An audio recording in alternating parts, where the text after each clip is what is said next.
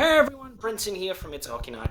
We're going to run through our favourite owner in the NHL, Eugene Melnyk, who you guys may have known in the news very recently has have a filing against him for a gambling debt for $900,000 and add another $200,000 on top of that sweet cherry for lost interest since 2017. That's a expensive interest rate, but anyway, actually it's not too bad, I guess. So I love how that's where I get stuck. We're going with a new format as well. I hope you guys are liking it. Some people have said nice things in the comment in the last video. I really do thank you. If you are liking, hit the like button. This does help me out. So we're going to run through everything here, especially on the defense side of Melnyk's camp, because I come from finance, so it's easier for me to sort of talk about these things and what could be, some people are taking liberties on, especially some journalists that are saying, not really doing their job very well. That's the way I'm going to put it. I'm not going to call out names. We're not about that. And obviously I know a few lawyers as well, so I can sort of ask them a couple of questions, and that's helped me enlighten and come together with a proper story here. So we'll go through it all. So Eugene Melnyk, by the Mohegan Tribal Gaming Authority, has a lawsuit filed against Melnyk for $900,000 for gambling debt that he owes from 2017. So this is obviously part of the high roller group. I don't know why I struggled on that word. And now owes this sort of money because they were extended him a line of credit for that much, pretty much. And he didn't do well.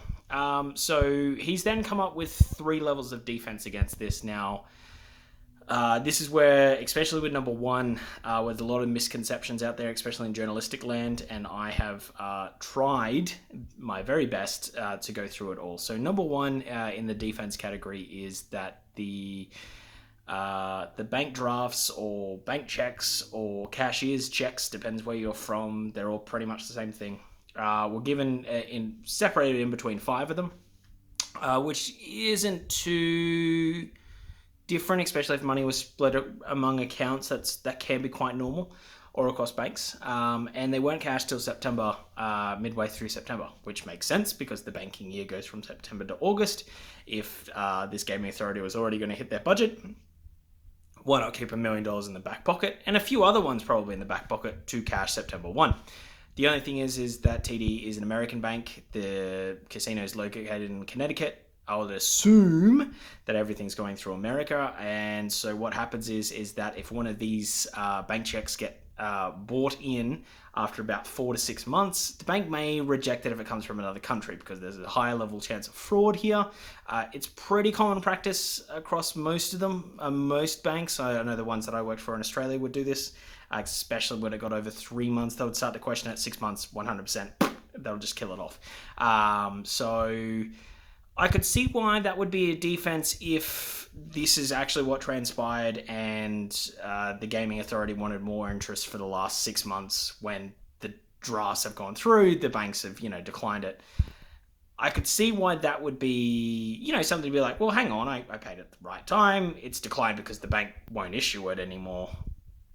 I'm not paying the interest on that, especially if it went to court. However, I don't think that would have transpired. I think this place would have gone, hey, these rejected, extremely easy to cancel it and reissue one. Very, very easy, in mind you. And I guess, pending that there's funds still there, all those funds didn't need to go elsewhere. But he's making payroll at the moment, so I don't know how, but he is. So there is that side of it. So that might be a defense against the interests, maybe. Number 2 is that he's not the one that actually signed A, for the line of credit at the casino, and B, for the drafts, which is an odd one.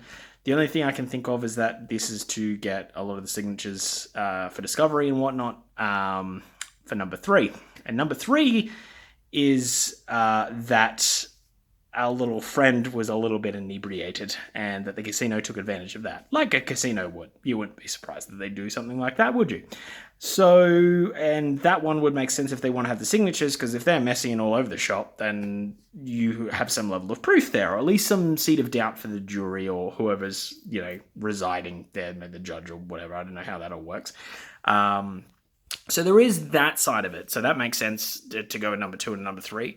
Bear in mind that you can list as many defenses as you can, and you can honestly be like, oh, if we signed it, which we didn't, for number 3 or number 2, and then you can go with that. So you can have multiple defenses. They all don't. It's very easy to make it so they don't all cancel each other out. So that's quite normal. Apparently, I thought that was like, that's weird. They're really shooting fish in a barrel. No, apparently it's pretty standard practice is to try to do that and then go into a little bit more evidence digging, and then obviously the other side will have their evidence, and then you can kind of go for a proper defense on one side or the other. And it makes sense, actually, when you think about it, that people are going to have multiple sides of defense. Not everything's black and white. Not everything's going to be one way of defending. However, it's not a good look. It's not a good look. And this is where we start to get away from the facts and start to get into my opinion of things. This is not a good look for a general manager who can't be a CEO. Oh no, that would have just finished. He got $1 million in personal fines and banned for 5 years to be in charge of a publicly trading company, which the company was fined, I think, $100 million as well, back in 2013. So there's already that side of things. There was a prescription drug issue in 2006. There's obviously everything that happened in the last 2 years within the club itself that was not really handled well up into two ferns.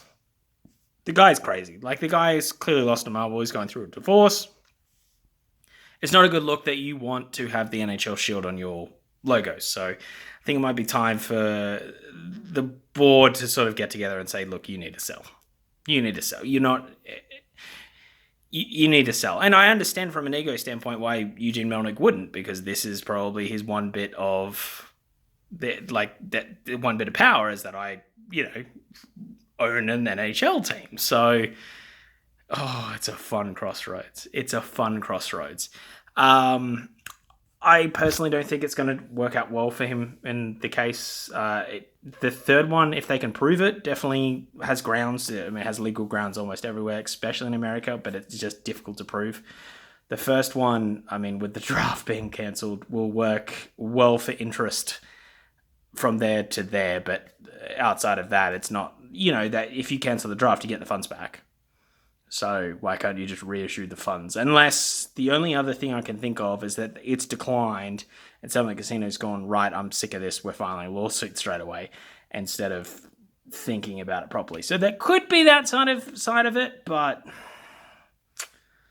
I mean, at the end of the day, you rack up the debt. You need to pay it. You need to pay it, or just not be in a position to do that. I'm pretty not...